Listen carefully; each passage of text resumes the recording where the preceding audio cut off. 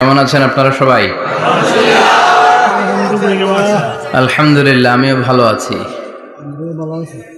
সবসময় কামনা করি যে আপনারা সবাই যেন ভালো থাকেন, সুস্থ থাকেন, ইমানের সাথে থাকেন। এই যে আমরা ভালো আছি, আমাদেরকে ভালো রাখে কে? আল্লাহ। আবার মাঝে মাঝে আমাদেরকে অসুস্থ বানিয়ে পরীক্ষা নেয় কে? আল্লাহ। এজন্য সব সময় প্রশংসা করতে হবে কার? আল্লাহ। সুস্থ অবস্থায়ও আল্লাহ, আবার অসুস্থ অবস্থায়ও আল্লাহ। বিশ্বনবী যখন সুস্থ থাকতেন তখন আল্লাহরে ডাকতেন, অসুস্থ হয়ে গেলে আল্লাহরে ডাকতেন না। ব্যাপারটা কি এমন? কথা বলেন। সুস্থ থাকলেও তিনি জিকির করতেন কার? আল্লাহ। অসুস্থ অবস্থায়ও তিনি জিকির করতেন কার? আল্লাহ। বিশ্বনবী মাঝে মাঝে অসুস্থ হতেন না? কথা বলেন। বিশ্বনবী অসুস্থ হতেন, তারপরেও তিনি আল্লাহর কাছে চাইতেন। বিশ্বনবী বলতেন, ইযা সাআলতা ফাসআলিল্লাহ, যখন চাইবা আল্লাহর কাছে চাও। কার কাছে? না খাজা বাবা, ল্যাংটা বাবা, বড় হুজুর, মেজ হুজুর, ছোট হুজুর? কার কাছে? সহজ না হিসাবটা? ইযা সাআলতা ফাসআলিল্লাহ, যখন চাইবে তো আল্লাহর কাছে চাও। ওয়া ইযা ইসতাআনতা ফাসতাইন বিল্লাহ, সাহায্যের দরকার কার কাছে সাহায্য চাবা? কেউ যেটা পারে না পারে কে? আল্লাহ। কেউ যেটা বোঝে না বুঝে কে? আল্লাহ। কেউ যেটা দেখে না দেখে কে? আল্লাহ। পৃথিবীর সবার চোখকে ফাঁকি দিলেও আপনি কি আল্লাহর চোখ ফাঁকি দিতে পারবেন? আল্লাহ ইজ ওয়াচিং ইউ, আল্লাহ সুবহানাহু ওয়া তাআলা ইজ অবজার্ভিং ইউ। আল্লাহ আপনারা দেখছেন। আপনি ঘরের ভেতরে দরজা বন্ধ করে রাত্রিবেলা সুইচ অফ, পর্দা টানিয়ে দিয়েছেন, লাইট অফ, সব বন্ধ, পাপ করেছেন, অন্যায় করেছেন, পৃথিবীর কোনো চোখ দেখে নাই, কাক পক্ষীও টের পায় নাই। টের পেয়েছে কে? আল্লাহ। ওনার চোখকে ফাঁকি দেয়া যায়? পুলিশের চোখ ফাঁকি দেয়া যায় কি যায় না? পুলিশ আসলেই জনগণের বন্ধু, ঠিক কি না? আল্লাহ আমার পুলিশ ভাইদেরকে তুমি কবুল করো। তো এই পুলিশের চোখও কিন্তু ফাঁকি দেয়া যায়, যায় না? র্যাবের চোখ ফাঁকি দেয়া যায় না? বিডিআরের চোখ, পরীক্ষার হলে ম্যাজিস্ট্রেটের চোখ, ম্যাজিস্ট্রেট আছেন না এদিকে? আছে দু একজন। তো ম্যাজিস্ট্রেটের চোখও কিন্তু ফাঁকি দেয়া যায়। বিমানবন্দরে যাত্রীরা যখন নামে তখনই জিজ্ঞেস করে কোত্থেকে আসছেন, গোল্ড আছে কিনা, বার আছে কিনা, এটা আছে কিনা, ওইটা আছে কিনা। তো এই যে বিমানবন্দরের কাস্টমস অফিসারের চোখ ফাঁকি দিয়ে অনেকে স্বর্ণ নিয়ে আসে, এরকম ডাকাইত আছে না নাই? তার মানে বিমানবন্দরের কাস্টমস অফিসারের চোখও ফাঁকি দেয়া যায় কি যায় না? তো পুলিশের চোখ ফাঁকি দেয়া যায়, র্যাবের চোখ ফাঁকি দেয়া যায়, বিমানবন্দরের কাস্টমস অফিসারের চোখ ফাঁকি দেয়া যায়, কিন্তু আল্লাহর চোখ ফাঁকি দেয়া যায়? চিল্লায় বলেন ফাঁকি দেয়া যাবে? এজন্য কেউ যেটা দেখে না দেখে কে? আল্লাহ। কেউ যেটা শোনে না শোনে কে? আল্লাহ। কেউ যেটা বুঝে না বুঝে কে? আল্লাহ। এজন্য চাইবেন কার কাছে? নাকি দয়াল বাবার কাছে? দয়াল বাবা রে দয়া করো আমারে। কি সুন্দর মিলাইছে, দয়াল বাবারে দয়া করো আমারে। দয়াল বাবা আপনার কিচ্ছু করতে পারে না। এটাই হচ্ছে খালেস তাওহীদের ধারণা। তাওহীদ মানে একত্ববাদ, ওয়াননেস অফ গড। স্রষ্টা যে একজন, সবাই আমরা এক কেন্দ্রিক হব, শুধু ওনার কাছে চাবো, ওনার কাছে কাঁদবো, মনের জ্বালা যন্ত্রণা শুধু উনিই পূরণ করতে পারেন, ঠিক কিনা? এটার নাম তাওহীদ। এটার নাম কি? তাওহীদেরই মুর্শিদ আমার মুহাম্মাদের নাম বলো, মুহাম্মাদের নাম। আল্লাহর নাম জপলে বুঝতে পারি আল্লাহরই কালাম, বলো মুহাম্মাদের নাম। ওই নামেরই রশি ধরে যাই আল্লাহর পথে, ওই নামেরই ভেলায় চড়ে ভাসি নূরের স্রোতে। ওই নামের বাতি জেলে দেখি আরশের মুকাম, বলো মুহাম্মাদের নাম। পড়েন তাওহীদেরই মুহাম্মাদের নাম বলো, মুহাম্মাদের নাম। আল্লাহর নাম জপলে বুঝতে পারি আল্লাহরই কালাম, বলো মুহাম্মাদের নাম। চিল্লায় পড়েন আল্লাহু আকবার। এটার নাম তাওহীদ। আমরা এক আল্লাহ বিশ্বাসী। ইদা সাআলতা ফাসআলিল্লাহ, যখন কিছু চাইতে হবে কার কাছে চাইবেন? যখন বিপদে পড়বেন কার কাছে চাইবেন? আপনার মনের জ্বালা যন্ত্রণা দূর করতে পারে কে? ব্যবসায় সফল হতে চান, আপনারা সফল বানায় দিতে পারে কে? আপনার ছেলে নাই, মেয়ে নাই, ছেলে মেয়ে দিয়ে কলিজাটারে ঠান্ডা করতে পারে কে? এজন্য কার কাছে চাবো? আল্লাহ ছাড়া কারো কাছে চাওয়া যাবে? কথা বলেন। আল্লাহ তুমি বুঝার তৌফিক দাও, আর জোরে পড়েন আমিন। এজন্য প্রত্যেক সালাতের পরে আমরা পড়ি রাদিতু বিল্লাহি ওয়া বিল ইসলামি ওয়া বি মুহাম্মাদিন নবিয়ান ওয়া রাসূলা। আল্লাহর রব হিসেবে পেয়ে আমরা খুশি না বেজার? বিশ্ব নবীকে নবী হিসেবে পেয়ে খুশি না বেজার? ইসলামকে ধর্ম হিসেবে পেয়ে খুশি না বেজার? কোরআনকে সংবিধান হিসেবে পেয়ে খুশি না বেজার? আজকের মাহফিলে আসতে পেরে খুশি না বেজার? কম না বেশি? আমরা সবাই খুশি পরিমাণে বেশি। আওয়াজ করে পড়েন আল্লাহু আকবার। তাহলে রাদিতু বিল্লাহি রাব্বা, রাদিতু বিল্লাহি। প্রত্যেক সালাতের পরে এই দোয়াটা পড়েন তো? এই দোয়াটা পড়বেন, রাদিতু বিল্লাহি রাব্বা। আমরা আল্লাহকে রব হিসেবে পেয়ে খুশি, কারণ তিনি এমন রব, তিনি আমাদের মনের সব আকুতি জ্বালা যন্ত্রণাকে সমাধান করে দিতে পারেন। চিল্লায় বলেন ঠিক কিনা? তিনি এমন রব, আমরা গোপনে কিছু করলেও তিনি দেখেন, প্রকাশ্যে কিছু করলেও তিনি দেখেন। সূচনাহীন অতীত থেকে তিনি আছেন, শেষহীন ভবিষ্যৎ পর্যন্ত তিনি থাকবেন। চিল্লায় বলেন তিনি কে? এজন্য রাব্বুল আলামিন বলেন হুয়াল আউয়ালু ওয়াল আখিরু ওয়াজ যাহিরু ওয়াল বাতিন ওয়া হুয়া বিকুল্লি শাইইন আলিম। আল্লাহ বললেন আমি প্রথম, আমি শেষ, আমি প্রকাশ্য, আমি গোপন। ঠিক কি না? প্রথমে কে? আওয়াজ করে বলতে হবে, প্রথমে কে? প্রথমে আল্লাহ আল্লাহ, শেষেও আল্লাহ আল্লাহ, আকাশে আল্লাহ আল্লাহ, জমিনে আল্লাহ আল্লাহ।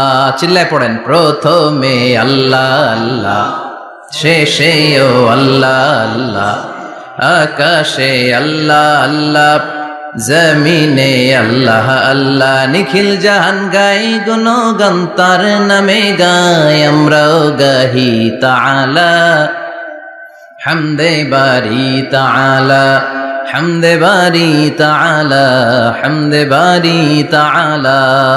চিল্লায় পড়েন আল্লাহু আকবার। হুয়াল আউয়াল ওয়াল আখির ওয়াজ যাহির ওয়াল বাতিন। তিনি প্রথম, তার আগে কেউ আছে? কথা কন। তিনি কবে থেকে আছেন? অনেক সময় আমাদের মাথায় প্রশ্ন জাগে, এই যে আল্লাহ আছে, কবে থেকে আছে? কবে থেকে? উনি শুরুটা কবে? আল্লাহ বলে আমি সূচনাহীন অতীত থেকে আছি। আমি এমন অতীত থেকে আছি যেই অতীতের কোনো সূচনা নাই। সুবহানাল্লাহ কইবেন না? আবার আমি সীমাহীন ভবিষ্যৎ পর্যন্ত থাকবো। সুবহানাল্লাহ পড়েন। এমন ভবিষ্যৎ যেটা সীমা নাই, এমন অতীত যেটা শুরু হয় নাই, তিনি হচ্ছেন আল্লাহ। চিল্লায় বলেন তিনি কে? এজন্য আমরা বলি রাদিতু বিল্লাহি রাব্বা, রব হিসেবে আল্লাহ তোমারে পেয়ে আমরা খুশি। এজন্য আমাদের ইবাদতের সব জায়গায় এই রবের নামের গুণগান আছে না নাই? আমরা যখন রুকুতে যাই আমরা পড়ি সুবহান রাব্বিয়াল, আবার যখন আমরা সিজদায় যাই আমরা পড়ি সুবহান রাব্বিয়াল আ'লা। রুকুতে গেলে সুবহান রাব্বিয়াল আযীম, আবার যখন সিজদায় যাই তখন আমরা পড়ি সুবহান রাব্বিয়াল আ'লা। আবার কবরের জীবন যখন আমরা শুরু করে দিব, কবরের প্রথম প্রশ্ন হবে তোমার রবের নাম কি? আমরা বলবো আল্লাহ আমারে রব, আল্লাহ আমারে রব, এই রবি আমার সব। দমে দমে তনু মনে তারি অনুভব, তোমার দুনিয়াতে আমি যেদিকে তাকাই অথই নেয়ামতে ডুবে আছি সবাই। পাক পাখালির গানে শুনি তসবিহ কলো রব, তসবিহ কলো রব, আল্লাহ আমার রব, এই রবি আমার সব। সুবহানাল্লাহ, কি অসাধারণ কথামালা। আল্লাহ আমার রব, এই রবি আমার সব। আল্লাহ যদি আমার সাথে থাকে পৃথিবীর কোনো শক্তি আমার থামাতে পারবে না। চিল্লায় বলেন ঠিক কিনা? আর এই রবকে যদি তুমি হারাও, রব যদি আমার বিপক্ষে চলে যায়, পৃথিবীর কোনো শক্তি আমার কোনো উপকার করতে পারবে না। এজন্য বিশ্বনবী বলতেন, ইযা সাআলতা ফাসআলিল্লাহ ওয়া ইযা ইসতাআনতা ফাসতাইন বিল্লাহ। যখন সাহায্য চাইতে মনে চাইবে, সাহায্য চাইবা কার কাছে? আমাদের কোনো গুরুত্বপূর্ণ ঘটনা ঘটলে, গুরুত্বপূর্ণ লাইফ ইভেন্ট ঘটলে, কিংবা আমরা কোনো বিপদে পড়লে সবার আগে আমরা ফেসবুকে শেয়ার দিই, ঠিক না? কথা কন। ফেসবুক অ্যাকাউন্ট নাই কার কার দেখি? ওই আল্লাহর ওলিদেরকে একটু দেখে রাখি। মাশাআল্লাহ, অনেকের নাই, অনেকের ফেসবুক অ্যাকাউন্ট নাই। তো এটার ভালো কাজে লাগানো উচিত। যেটাই আমরা করি এটা যেন ইসলামের পক্ষে যায়, ঠিক কি না? মিন হুসনি ইসলামিল মারই তারকুহু মা লা ইয়ানিহি। ব্যক্তির ইসলামের সৌন্দর্য হচ্ছে যে অনর্থক কাজ ব্যক্তি করবে না। যে কাজে সওয়াব আছে, যে কাজে কল্যাণ আছে, ব্যক্তি শুধু ওই কাজটা করবে। চিৎকার করে বলেন ঠিক কি না? অনর্থক কাজ করা ঠিক না, অনর্থক কথা বলা ঠিক না, অনর্থক সম্পদ নষ্ট করা ঠিক না, অনর্থক টাইম পাস করা ঠিক না। কারণ মুমিন জানে, মা ইয়ালফিযু মিন কাউলিন ইল্লা লাদাইহি রাকীবুন আতীদ। মুমিনের জিহ্বা দিয়ে যা বের হয় তার প্রতিটি শব্দ পাই পাই করে হিসাব নিবে কে? আল্লাহ। আমাদের জীবনে অনর্থক কথা আছে না নাই?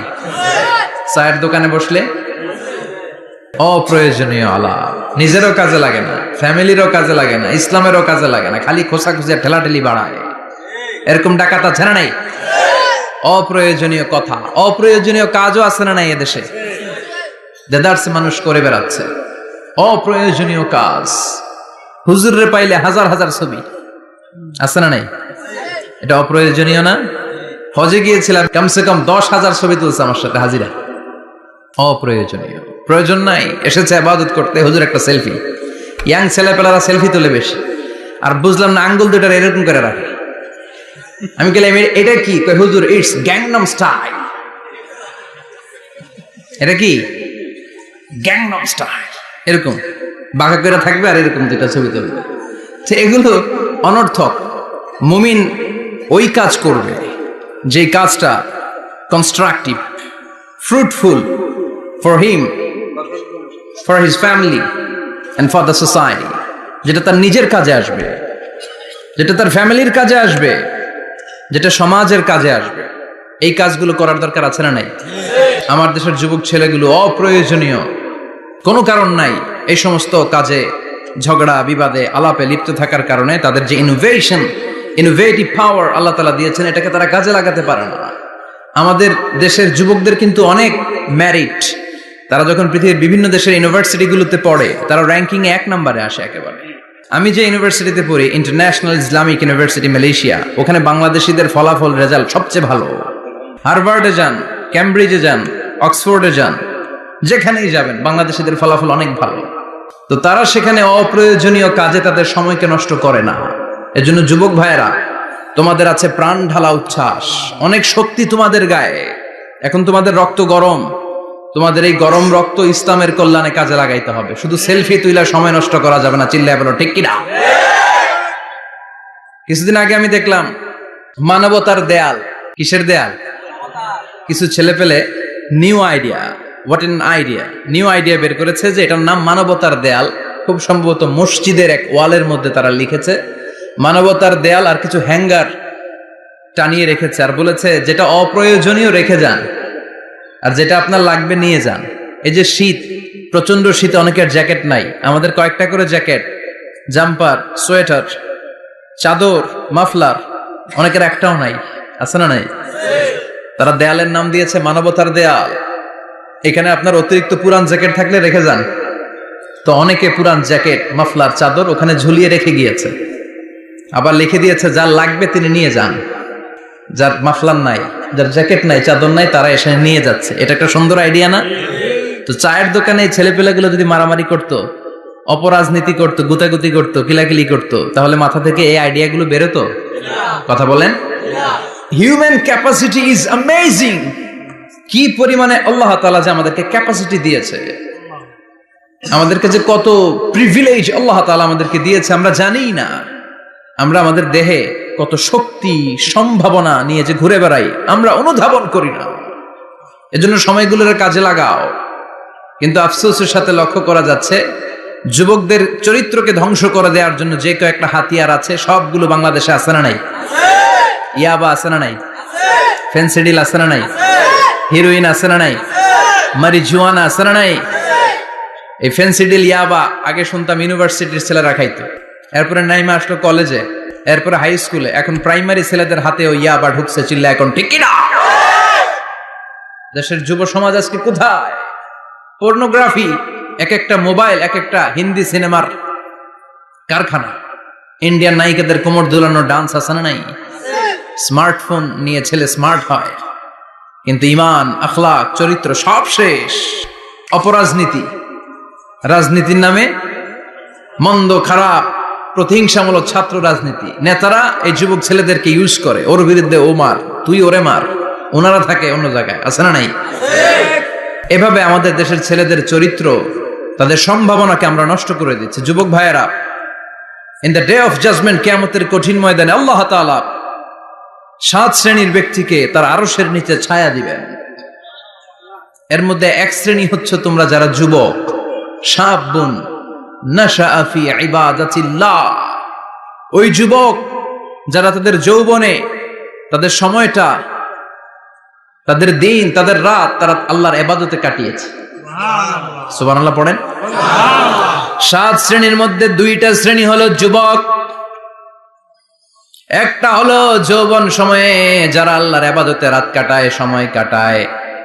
আর দ্বিতীয় ওই যুবক, যে যুবককে কোনো নারী অন্যায় কাজের, অন্যায় প্রেম করার পরকীয়ার অফার দেয়, ওই অফারকে ক্যান্সেল করে ওই যুবক বলে ইন্নী আখাফুল্লাহ, আমি এই পরকীয়ার দিকে যেতে পারি না, কারণ আমার অন্তরে ভয় আছে একজনের, তিনি কে? যাদের হৃদয়ে আছে আল্লাহর ভয়, তারা কভু পথ ভুলে যায় না। আল্লাহর প্রেম ছাড়া এই দুনিয়ায় কারো কাছে কোনো কিছু চায় না। ঠিক কি না? রাতের আধারে যারা সেজদাতে রয়, দু চোখের শ্রুতে নদী যেন বয়। আল্লাহু আকবার। তো তাহাজ্জুদ পড়বে কখন? ফজরে তো পড়তে পারে না, আছে না নাই? রাতের আধারে যারা সেজদাতে রয়, দু চোখের শ্রুতে নদী যেন বয়।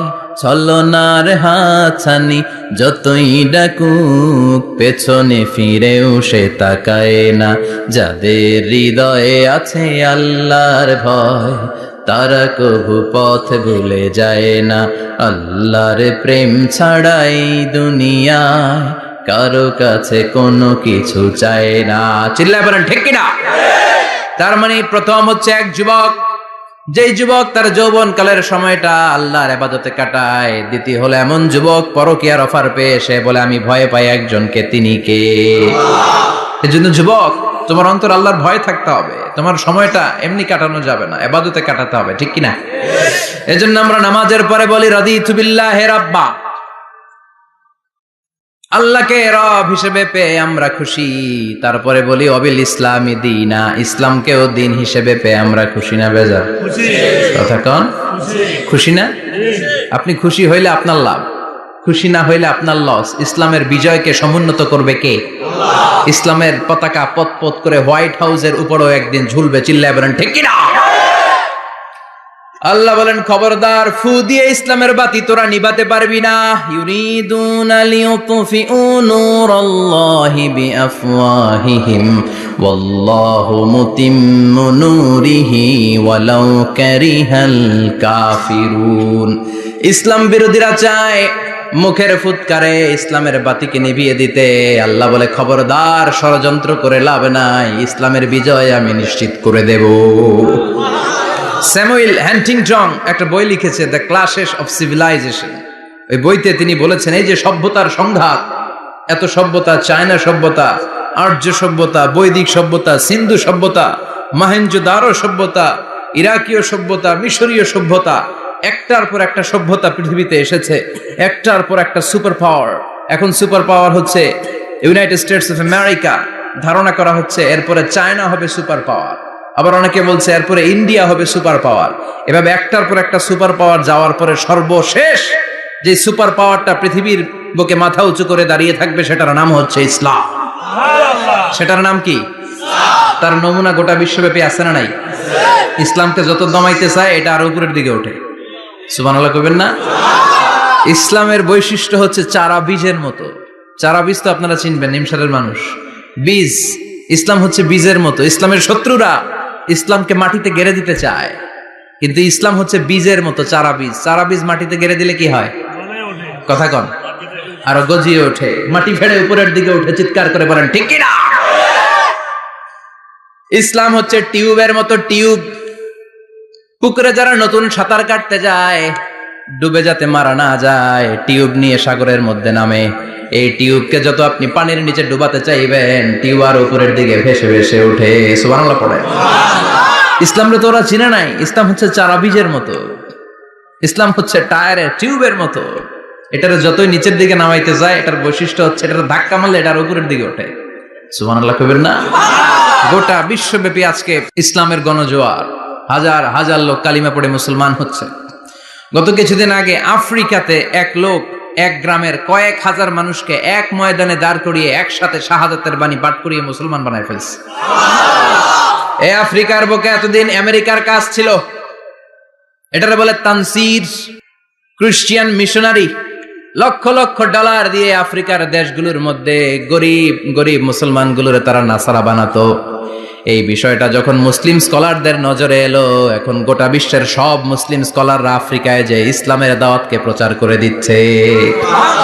গ্রামকে গ্রাম খ্রিস্টান সম্প্রদায় লা ইলাহা ইল্লাল্লাহ মুহাম্মাদুর রাসূলুল্লাহ। ঝিনুকের ভেতর লুকিয়ে থাকে যেমন মতি, ঝিনুকের ভেতর লুকিয়ে থাকে যেমন মতি, কলমা শাহাদাতে আছে আল্লাহর জ্যোতি, কলমা শাহাদাতে আছে আল্লাহর জ্যোতি। পড়েন সবাই। ঝিনুকের ভেতর লুকিয়ে থাকে যেমন মতি, ঝিনুকের ভেতর লুকিয়ে থাকে যেমন মতি, কলমা শাহাদাতে আছে আল্লাহর জ্যোতি, কলমা শাহাদাতে আছে আল্লাহর জ্যোতি।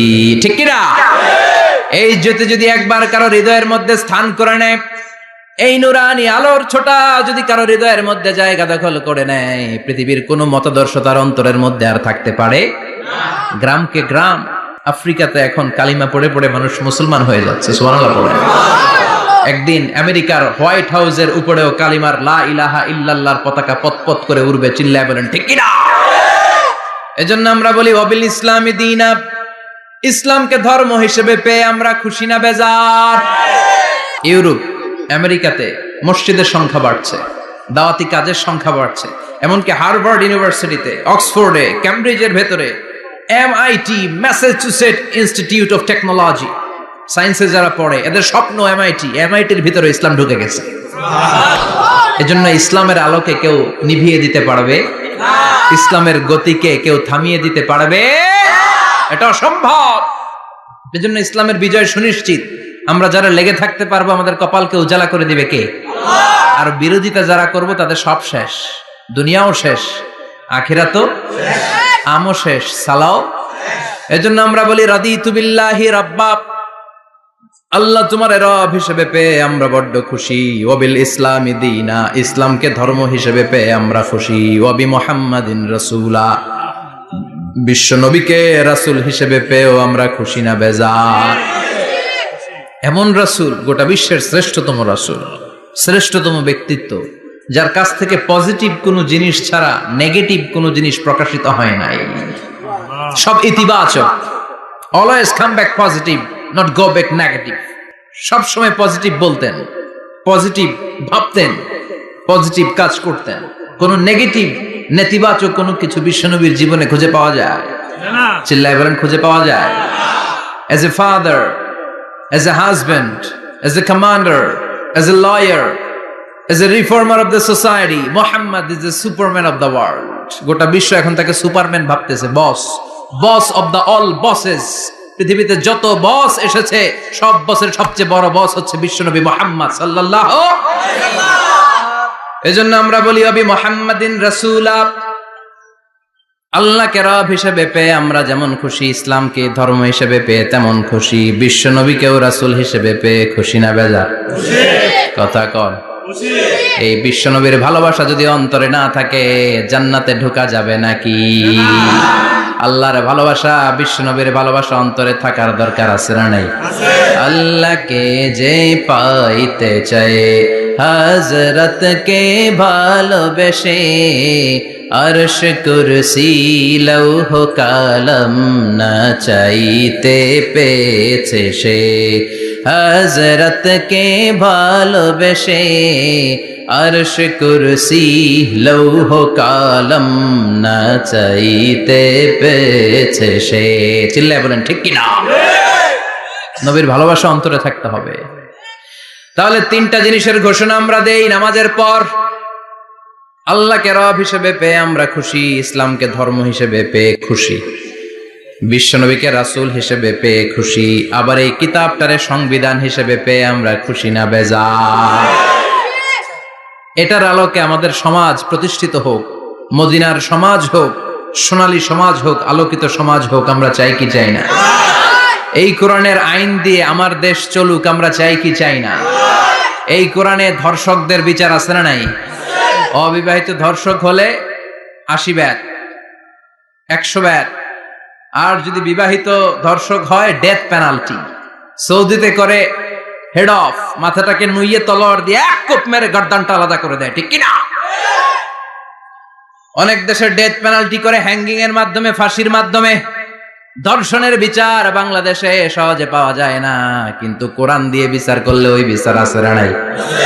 নোয়াখালীর এক বোনকে ধর্ষণ করা হয়েছে, গোটা বাংলার জামিনে এই নিউজটা আছে না নাই? কোরআনের বিচার থাকলে আলটিমেটাম হতো 24 ঘন্টা, 24 আওয়ার্স। 24 আওয়ার্স এর মধ্যে ধর্ষককে ডেকে এনে বাইতুল মোকাররমের স্কয়ারের সামনে লক্ষ মানুষের চোখের সামনে ফাঁসির রশিতে ঝুলিয়ে দেয়া হতো। বড় বড় চোরগুলোর হাত কেটে দেয়া হতো। কলা চোর, ডিম চোর, মুরগি চোর না, বড় বড় সাইজের চুরি যারা করে 1000 কোটি টাকা মেরে দেয়, দেশের 12টা বাজিয়ে দেয়, দেশের 10-এর সর্বনাশ করে, সিমেন্ট খাইয়া, টিন খাইয়া, রড খাইয়া সব হজম করে। ব্রিজ ভেঙে গেলে ব্রিজের ভেতরে পাওয়া যায় বাঁশ, তার মানে রড গেছে কই? হ্যাঁ, পেটে। এগুলার এক একটার পেটে 10টা করে পাকস তুলে দিছে আল্লাহ। 10টা স্টোমাক না থাকলে রড হজম হয়? কথা কয় না। এগুলোর বিচার হওয়ার দরকার আছে না নাই? কোরআনের রাজ যদি কায়েম হয়, এই সবগুলো বড় বড় চোরের বিচার হবে, লাইভ ব্রডকাস্টিং হবে টিভিতে, আমরা সবাই দেখবো কেমন করে তাদের হাত কাটা হয়। ওই সমাজ আমাদের দেশে চালু হোক, আমরা চাই কি চাই না? তাহলে সোজা সাপটা হিসাব, এই 4টা জিনিসের বিরুদ্ধে কেউ অবস্থান নিলে তাদের বিরুদ্ধে আমাদের অবস্থান, জোরে কোন ঠিক কিনা? আর এই 4টা জিনিসের পক্ষে যারা কথা বলবে তাদের জন্য আমাদের অন্তরে দোয়া আছে না নাই? এক হচ্ছে আমার রব, 2 হলো আমার ইসলাম, 3 হলো আমার পেয়ারা নবী, 4 হলো আমাদের আল্লাহর দেয়া সংবিধান কোরআন। এই 4টা জিনিসের বিরুদ্ধে কথা বললে খবর আছে না নাই? এই 4টা জিনিসের বিরুদ্ধে কথা বলা হবে। মুসলমানদের দেশে এই 4টা জিনিসকে কটূক্তি করা হবে, অপমান করা হবে, আর এর বিরুদ্ধে প্রতিবাদ আসবে না। মুমিন চুপ করে বসে থাকবে, সেটা মুমিন নয়, সেটা মুনাফিক। চিল্লায় বলেন ঠিক কিনা? এজন্য এই 4টা জিনিসের বিরুদ্ধে কথা বললে প্রতিবাদের ঝড় তোলার দরকার আছে না নাই? রাজি আছো মুসলমান? দুই হাত উঁচু করে আল্লাহর দেখা। আল্লাহ আমাদের স্লোগানকে কবুল করো। এই 4টা জিনিসের জন্য ভালোবাসা আমাদের অন্তরে তুমি স্থান করে দাও। এগুলোকে পুঁজি করে যেন আমরা জান্নাতের অধিকারী হতে পারি, তুমি তৌফিক দাও। আর জোরে পড়েন আমিন। আজকে আমরা যে বইটা থেকে কথা শুনবো, বইটার নাম কি বলেন? আরো জোরে বলেন, কি নাম? আজকে আমরা জানার নিয়তে, শিখার নিয়তে, আমাদের আখিরাতটাকে সুন্দর করার নিয়তে কোরআন থেকে কিছু কথা শুনবো, ইনশাআল্লাহ। পড়েন, আরো জোরে পড়েন, ইনশাআল্লাহ। আমাদের সবকিছু হয়ে যাচ্ছে শো অফ, মাহফিল হয়ে যাচ্ছে শো অফ, আলোচনাগুলো হয়ে যাচ্ছে শো অফ, লোক দেখানো ভাব। অন্তরে ইখলাস নাই, আল্লাহর প্রতি দরদ নাই, স্রষ্টার প্রতি অগাধ বিশ্বাস আর ভালোবাসা নাই। আমাদের ডে টু ডে লাইফের চিত্র যদি আমরা খেয়াল করি তাহলে দেখবো our spirituality is going down. Our লিল্লাহিয়াত ইখলাস ইজ গোয়িং ডাউন, আমাদের ইখলাস যাচ্ছে নিচের দিকে, মানে কমছে, ডিক্রিজিং ডে আফটার ডে। কিন্তু our greed, our jealousy, our arrogance, আমাদের অহংকার, আমাদের ক্ষমতার প্রতি লোভ, আমাদের হিংসা, এগুলো দিন দিন উপরের দিকে যাচ্ছে। চিল্লা এখন ঠিক কিনা? এই তাফসীর মাহফিলগুলোর মূল উদ্দেশ্য হচ্ছে আমাদেরকে রাইট ট্র্যাকে নিয়ে আসা। We should come back to the right track. Train যদি লাইনচ্যুত হয়, অ্যাক্সিডেন্টের সম্ভাবনা আছে না নাই? লাইনচ্যুত হয়ে গেলে রেল কর্তৃপক্ষ এটাকে এসে আবার লাইনে তুলে দেয়, ঠিক কিনা? আমরা শয়তানের ওয়াসওয়াসাতে প্রায় লাইনচ্যুত হয়ে যায়। এই তাফসীর মাহফিলগুলোর উদ্দেশ্য হচ্ছে আমাদেরকে আবার লাইনে তুলে দেয়া। আলহামদুলিল্লাহ কোন? এই জন্য সময় নষ্ট করে, যে সময় ব্যয় করে যে আমরা এসেছি, আসুন আমরা শুরুতেই নিয়তটাকে খালেস করে নেই, যে আজকে আমরা যা শুনবো আমলের নিয়তে শুনবো, ইখলাসের সাথে শুনবো, নিজেকে পরিবর্তন করার জন্য শুনবো, আমার আখিরাতটাকে, আমার জান্নাতটাকে সুন্দর করার জন্য শুনবো। তো আমরা খুব লম্বা চূড়া বক্তব্যের দিকে যাব না, সংক্ষিপ্ত কিছু কথা সরাসরি আমরা কোরআন থেকে শুনবার চেষ্টা করব। পড়েন ইনশাআল্লাহ। এবং আজকে এই 2 দিন ব্যাপী তাফসীরুল কোরআনের প্রোগ্রামের প্রথম দিন আমরা একসাথে বিদায় নিব ইনশাআল্লাহ। পড়েন। আলোচনার মাঝখানে উঠা বসা করবেন? শেষ পর্যন্ত থাকবেন? কথা দিয়েছেন? আওয়াজ করে পড়েন ইনশাআল্লাহ। আসলে আমরা সরাসরি কোরআন থেকে শুনি, কেননা কোরআন থেকে কথা শুনলেই বরকত, কোরআন থেকে কথা শুনলে জীবন আলোকিত হয়।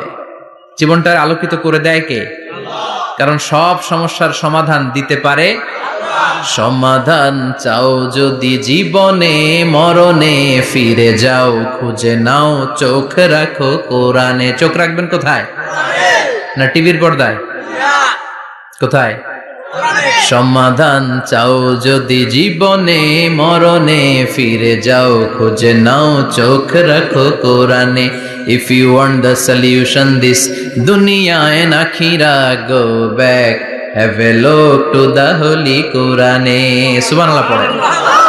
সমাধান চান তো go back, sit down and have a look to the Quran. আপনার জীবনের সব সমস্যার সমাধান কোরআনের ভেতরে আছে না নাই? সেই কোরআন থেকে আমরা কথা শুনবো।